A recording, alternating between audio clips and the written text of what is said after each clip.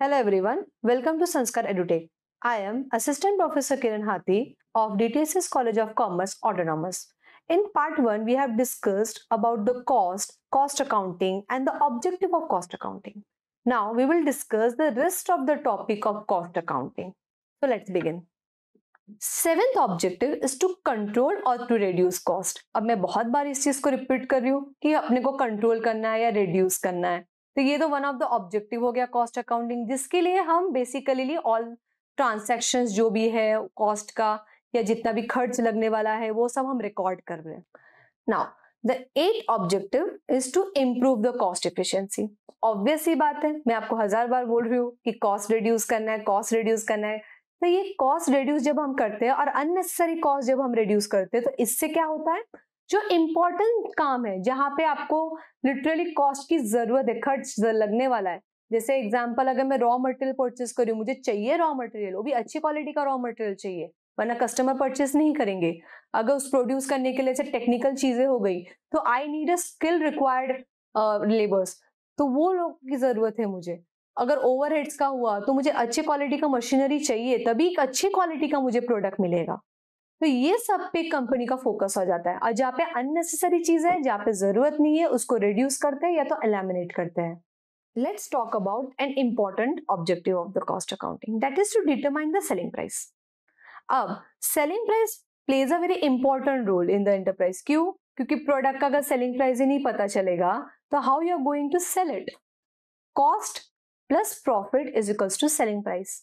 अब हम क्या करते हैं, कॉस्ट को ढूंढ लिया, रिकॉर्ड कर लिया, एनालाइज कर लिया कितना कॉस्ट क्या आने वाला है, उसमें कंपनी क्या करती है, प्रॉफिट को ऐड करती है और फिर सेलिंग प्राइस डिटरमाइन होता है.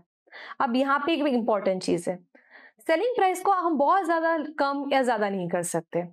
बहुत ज्यादा अगर सेलिंग प्राइस करने जाओगे तो कस्टमर क्या करेगा, he is going to switch on the next product, जो आपका कॉम्पिटिटर का प्रोडक्ट भी हो सकता है, तो वो भी नहीं कर सकते.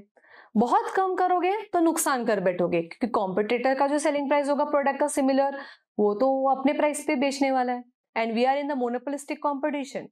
तो हम सेलिंग प्राइस को इतना चेंज नहीं कर पाएंगे. तो कंपनी के पास ऑप्शन बचता है विद द कॉस्ट. इसीलिए तो कॉस्ट को रिड्यूस किया जाता है, ताकि अपना प्रॉफिट हम जितना ज्यादा करें उतना better. Now let's move to the last topic of the video, that is importance of cost accounting. अब ये किन किन लोगों के लिए इंपॉर्टेंट है.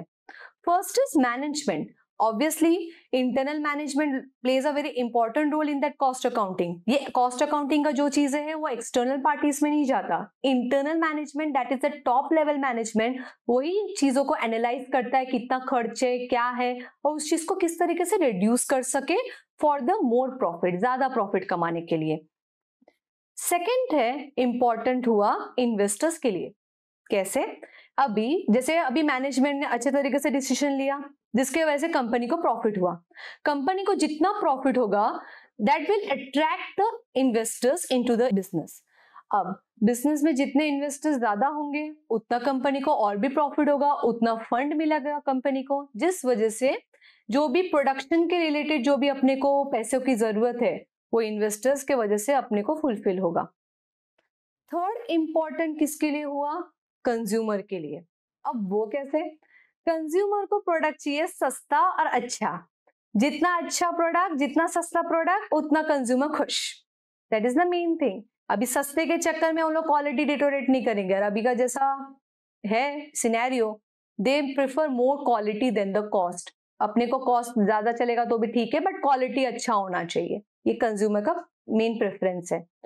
तो अभी अगर आपको अच्छा प्रोडक्ट भी मिल रहा है, एक कंपनी अच्छे से प्रोडक्ट प्रोड्यूस करके आपको दे रही है, क्वालिटी भी उसका डिटोरेट नहीं है, एंड अच्छे प्राइस में भी दिया जा रहा है, तो consumer also is satisfied.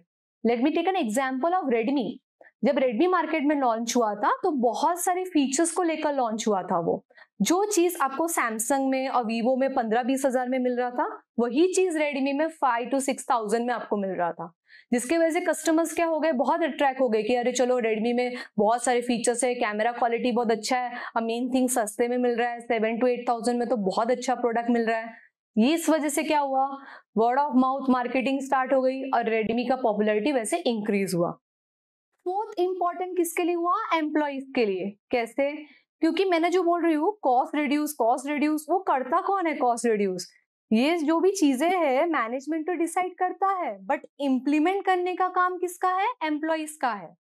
Employees अगर सही तरीके से अगर स्किलफुल नहीं है, अनस्किलफुल है, तो वो लोग क्या करेंगे? बहुत सारे प्रोडक्ट्स तो प्रोड्यूस कर लेंगे लेकिन अच्छी क्वालिटी का नहीं प्रोड्यूस कर पाएंगे। ठीक है, अब जितना अच्छा क्वालिटी का कम एम्प्लॉइज प्रोड्यूस करेंगे उतना अच्छा उनको सैलरी मिलेगी। ऑब्वियस है, एफिशिएंट एम्प्लॉय है तो कंपनी भी उसको अच्छा बोनस या अच्छा पगार, वेजेस, सैलरी इतना अच्छा प्रोवाइड कर सकते हैं उनके लिए, क्योंकि वो नेसेसरी कॉस्ट है, उनको देना ही पड़ेगा, अच्छे एम्प्लॉइज है। तो एम्प्लॉइज के लिए भी बेनिफिट हो गया, उनके लिए भी इंपॉर्टेंट है cost accounting. And the last is it is important for government as well. अब गवर्नमेंट का क्यों? जितना अच्छा प्रॉफिट होगा, मैंने कहा था जितना कम करोगे उतना अच्छा प्रॉफिट होगा, जितना अच्छा प्रॉफिट होगा on the basis of that tax calculate कर सकते हैं। टैक्स जितना अच्छा होगा उतना गवर्नमेंट के लिए अच्छा होगा, क्योंकि गवर्नमेंट का सोर्स तो डायरेक्ट और इनडायरेक्ट से ही है। ठीक है, डायरेक्ट टैक्स और इनडायरेक्ट टैक्स। तो जितना अच्छा एक एंटरप्राइज का प्रॉफिट होगा, it will benefit as well as for the government. So in the today's video we have discussed all the cost accounting, its objective and the importance. In the next video we are going to learn about the types of cost. अभी तो cost का हुआ, but in detail with an example we are going to learn in the next topic, that is classification of cost. I hope you have learned a lot. Thank you so much.